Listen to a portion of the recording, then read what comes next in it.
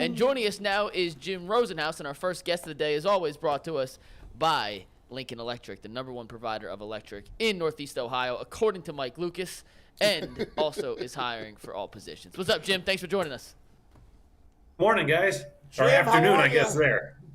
What's the temperature there, Jim? Maybe 62, 63, but it's sunny. That's all that counts. Yeah, you just got to have the sunshine. Yeah, but it's 9 in the morning. I mean, 62 at 9 in the morning. I mean, come on, Jim. I can't complain. It Jim, might get to 70. Yeah, there you go. Jim, what's your favorite place to eat in Goodyear, by the way? You know what? I went to a place yesterday. We were actually over in Scottsdale, the Carlsbad Tavern. Unbelievable tacos and burritos. They have a Maine lobster enchilada that's off the charts. So I'm going with that. Yeah, the Mexican food in Arizona is a whole lot better than it is in Cleveland. Let's be honest. We're not known for Mexican food here. I can't remember the name of it. It's where Danberg took us when we were out there last week. Italian place not far from Goodyear that was really, really good.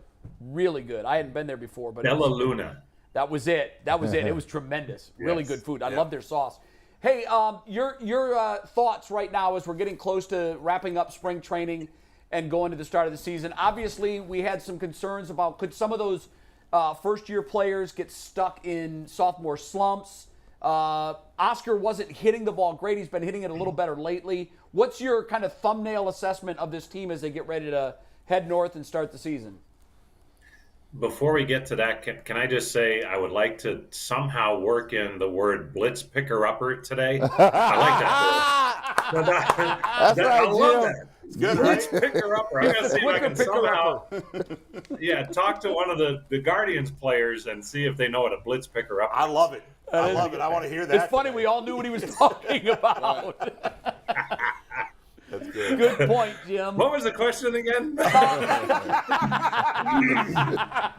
I'm sorry. I want to know your quicker thoughts picker on up the or the blitz picker Guardians upper? as they get ready to break spring training and where you think they are as they're getting ready to start the season. You know, you mentioned concerns about young players who had really good seasons a year ago. Can they duplicate that? And I'm sure that's something that Terry Francona is keeping an eye on.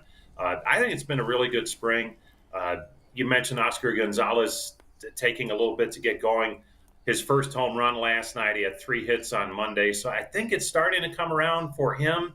And that would be one of those young players that I think falls into that category that you got to keep an eye on and see if they can match or take that next step forward to what they did a year ago.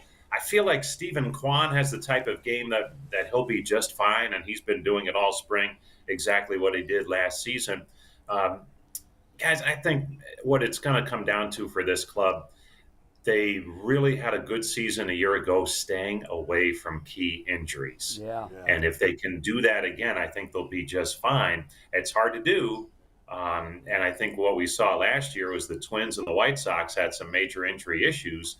And that really hampered them down the stretch when the Guardians, had their whole crew together most of the season. So that bears watching. If they do have injuries, how do they handle it? But I think it's on the radar, the sophomore slump, as they say, for a lot of these young players. But I think there's enough veteran players here, too, that can help those young players along this season. Jim, the one guy, I usually ignore spring training numbers for the most part.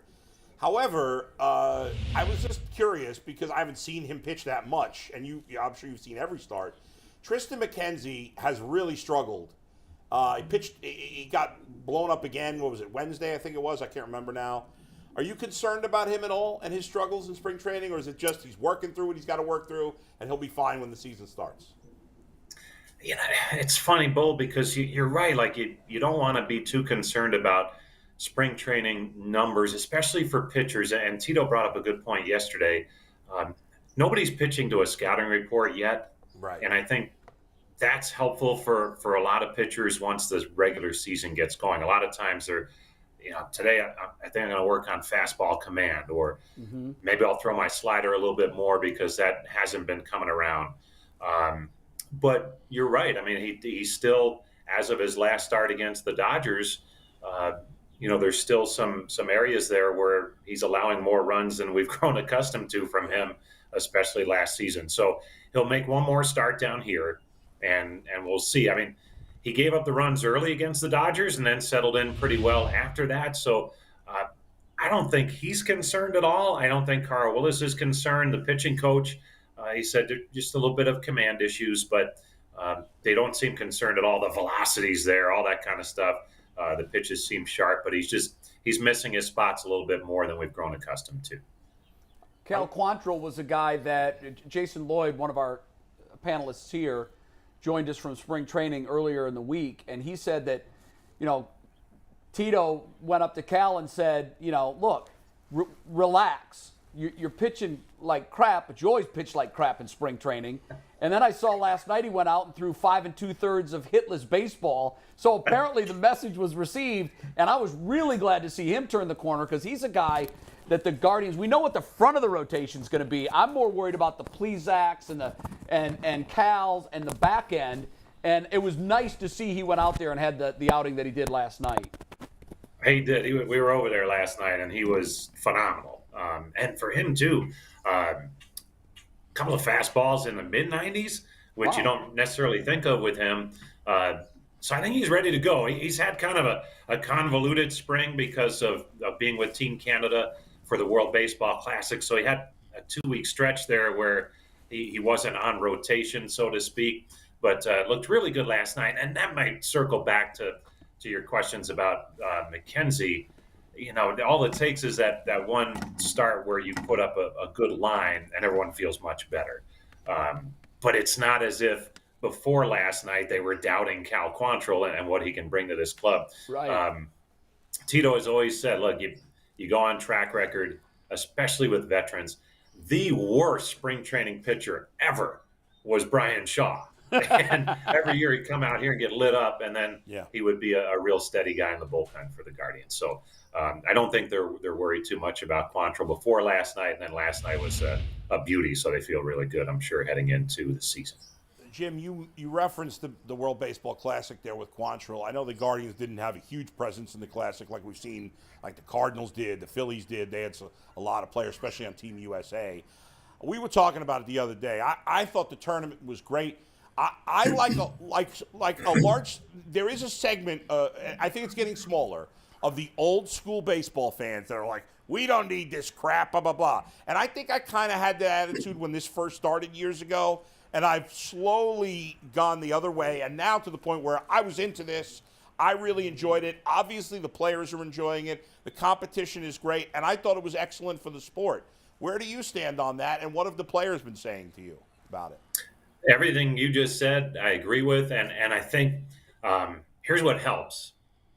I went to a game last week here in Phoenix. They had one of the regionals, and I didn't want to go to a USA game. I wanted to go something different and see how it was. Yeah. I took my family Wednesday at noon in downtown Phoenix. It was Mexico, Canada. We had a ball. Yeah. The place was probably 3/4 full. It wasn't sold out. 90% fans rooting for Mexico, and it was wild. I mean, noisemakers, hats, horns, everything. And they were just going bonkers over their team, and they ended up winning. It was really fun. We walked out of there and said, that was a blast. Yeah. And just talking to probably the most, the player who had the most good, I guess, positive experience with it would have been Andres Jimenez. The Guardians' second baseman was with Team Venezuela. They were in Miami. Every game was sold out. And they made a little bit of a run to the next round. And he said it was as fun a time as he had at any point in baseball, which I mean, this was a playoff club here last year. And they had so many great moments. But he just said playing for your country and in that environment was really, really good. And I think what was good this year for Team USA, guys like Mike Trout played. And that was good. I think they still need to figure out how to get more of the top line pitching to take part. And that's still a hard sell for a lot of teams to allow. Bieber would have been a guy to play in that. But we talked about that. It's good for the Guardians that he didn't, probably. So I think that's what they're working through. But both the things that you said, I really enjoyed it. I watched a lot of the last couple of games on TV, and it was fun. Yeah. Hey, Jim, I got a question for you. We've had a couple Guardians on throughout the summer promoting Guards Fest. We had Will Brennan in particular, who was an awesome personality. You're around the team a lot more than we get a chance to be. Who is some guy, maybe not a star, but one of the guys on the roster who has a infectious personality, a kind of guy that draws everyone else in the clubhouse around? I mean, the obvious, Jose Ramirez, and you can't really have a lengthy conversation with him because of the language barrier, but he's just funny. He really is. As good a player as he is, he makes guys laugh in that clubhouse. They'll miss Austin Hedges for sure, and we're kind of waiting to see if there's someone else who might bring up the silly factor a little bit, because certainly Hedges was there with that.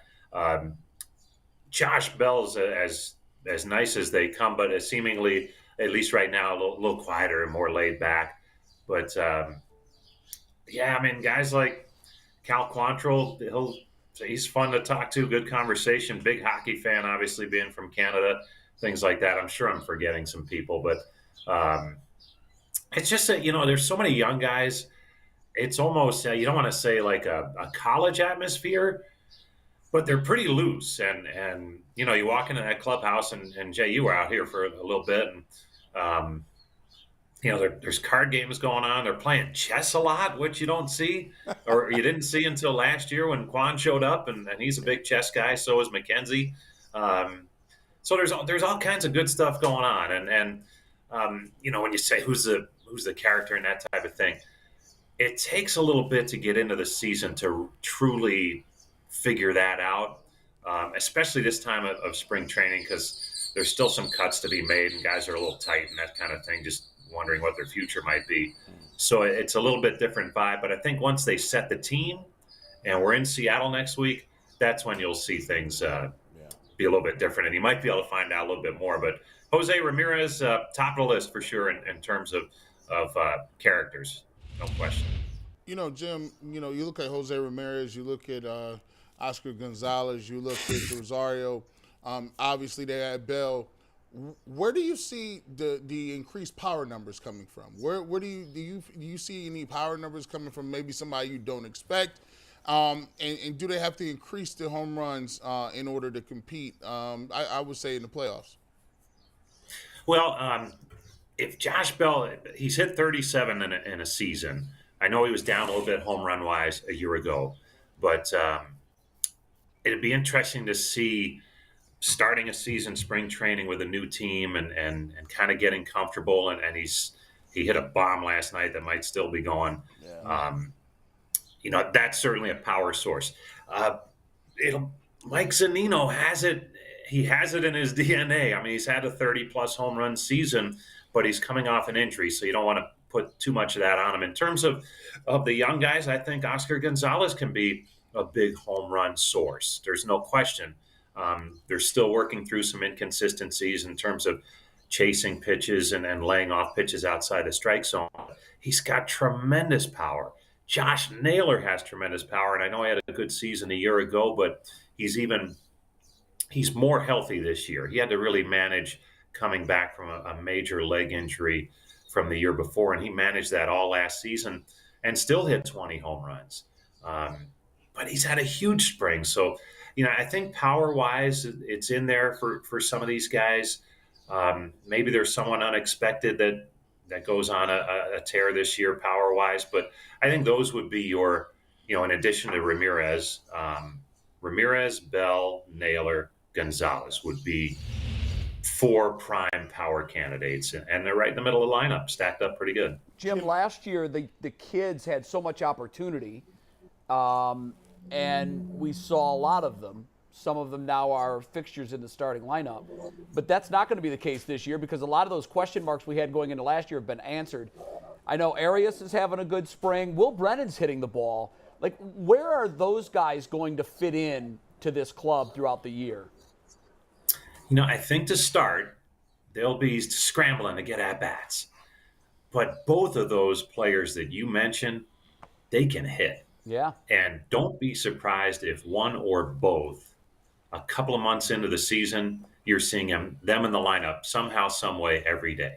Wow. Because there's going to be an injury. There's going to be someone who struggles unexpectedly. It's going to happen. It does every season to every team. And those two seem primed to take advantage of an opportunity. Again, they might have to scramble early on because you would think, Arias is kind of a super utility guy and Brennan would be your fourth outfielder. But Tito has a way of kind of finding that hot hand and figuring out a way to ride those type of players. And both of those guys you mentioned would be two prime candidates to fall into that category. I'm still hoping for a Brian Reynolds trade. I know it's probably not going to happen at this point. But 2 years we've been talking Reynolds. He's been waving that flag. Reynolds is making reasonable money. He'd be a perfect fit. But okay. But let me ask you this. You're not holding your breath on this, are you, Bull? Nah, I better not. I would have been long dead by now. But let me ask you, in terms of the pitching, I actually have some concerns about Plesac and Savali. For me, I don't trust either guy. And I'm thinking about the second half of this season. If those guys are not where they want them to be, is it more likely they have a little payroll flexibility to trade for a veteran? Or could we see Gavin Williams? Could we see Bibby?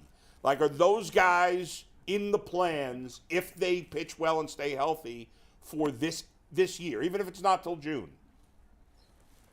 I think it's that second option you talked about, the younger guys. Although I will say, and gosh, it's spring training, everybody's optimistic. Yeah. But Plesac's looked really good here the last couple of starts, and Savali's been really solid all spring. So I think the wild card for them the last couple of years is they've had goofy injuries and they haven't been able to stay healthy. And I think if they can, they'll have the type of seasons that we've seen from them in the past, not the recent past, but going back a little bit. So, but I would think there's a strong belief in some of the young arms in the system, and their time is not at the start of this season, but as you mentioned, maybe midway through, if there's a need, I think you could see some of those names that you mentioned, Bobby and Williams being right at the top of that list, but there's others too. So it'll be interesting.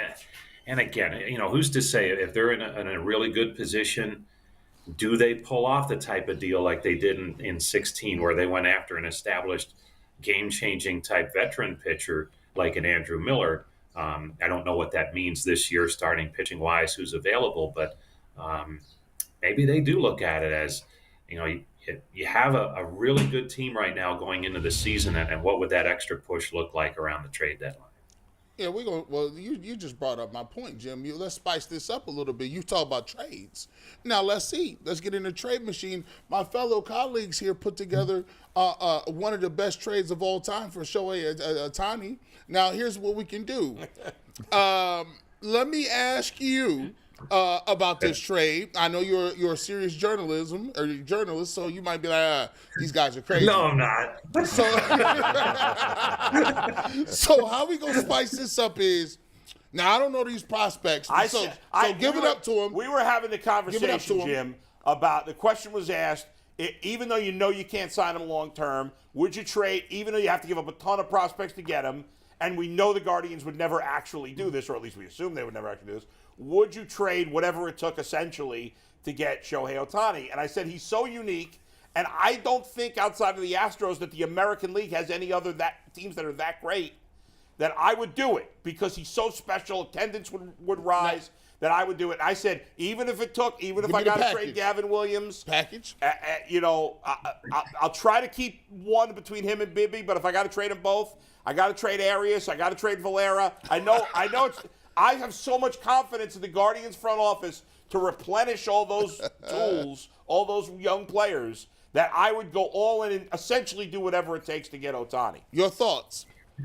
When did we do this? It's in like July. right now, or do we wait for the trade deadline? No, so here was the real hypothetical. I'd prefer to do it now, but we were talking trade deadline. And so the hypothetical hype machine, the way we worked it was, they're like 20 games over 500 at the All-Star break. Okay. They're well-positioned.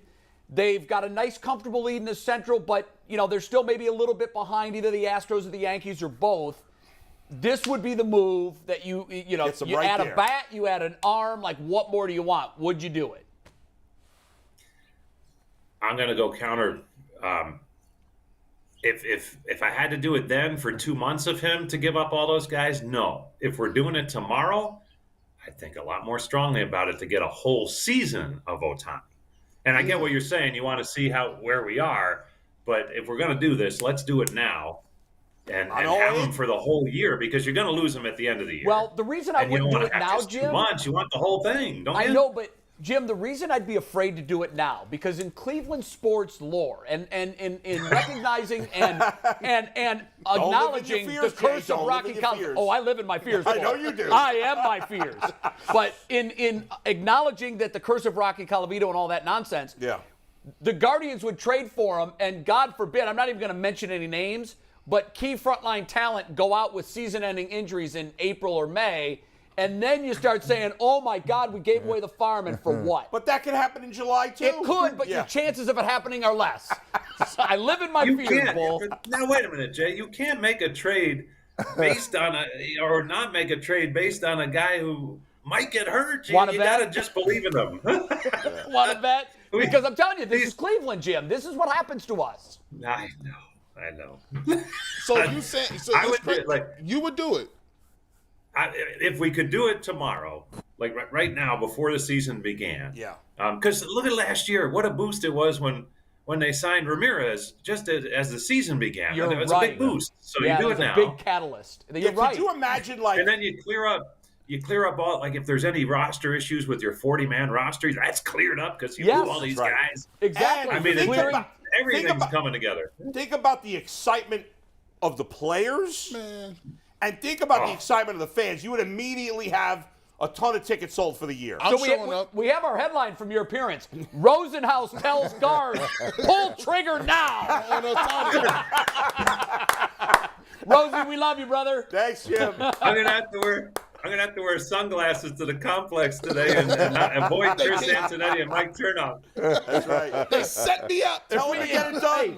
If we were TMZ, that would be our headline. Rosie tells guards, pull trigger now. I'm never I going would back not That's to what do makes it dirty like baseball that. great, though, isn't it? You can talk trades till I the love cows it. come home. Tell Yeah. Mike his dad would pull the trigger for the #1 sports talk guy, so he better pull the trigger for Ohtani. See you, Rosie. Thanks, Jim. Wait, we're done? I gotta go? Hey, we'd love to keep you, All man. right. We got our highlight now. Don't forget your sunglasses. Yeah.